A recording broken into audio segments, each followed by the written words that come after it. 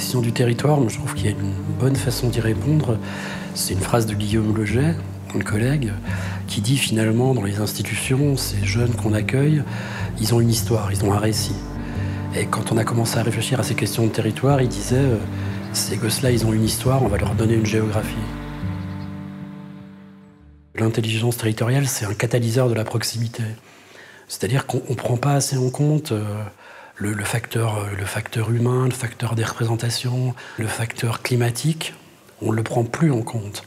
Alors qu'en fait, c'est quelque chose qui est très important dans l'accompagnement et dans la vie de ces jeunes gens-là. Candy, en fait, elle est arrivée il y a à peu près 1 an. Elle était plutôt enfermée, plutôt pas dans la communication. Et son référent de projet, qui est un éducateur, en discutant avec elle, a senti qu'elle était intéressée par la pâtisserie. On s'est dit finalement, ben voilà, on va la mettre à la pomme d'or, cette jeune fille.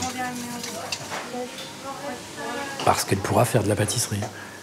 Et qu'elle pourra être confrontée à des exigences en matière d'hygiène, de tenue, voilà. La connaissance du territoire, elle permet d'installer les actions au plus près de là où c'est le plus facile de les mener. C'est-à-dire qu'en fait, la personne à qui on va demander dans ce restaurant de prendre cette jeune fille, on sait qu'elle va dire oui. À chaque fois qu'ils nous ont fait la demande, de toute façon, on a accepté.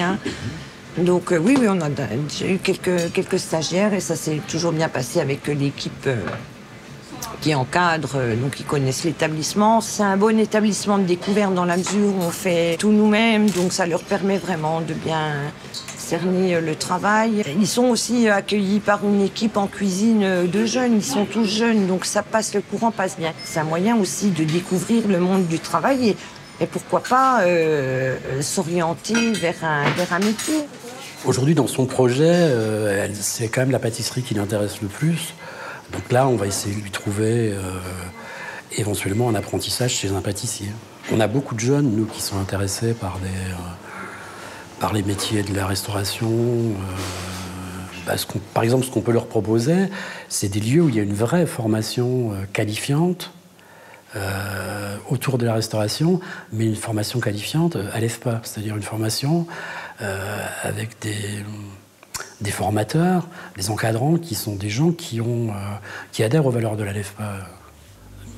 La question d'accompagner chacun dans son projet.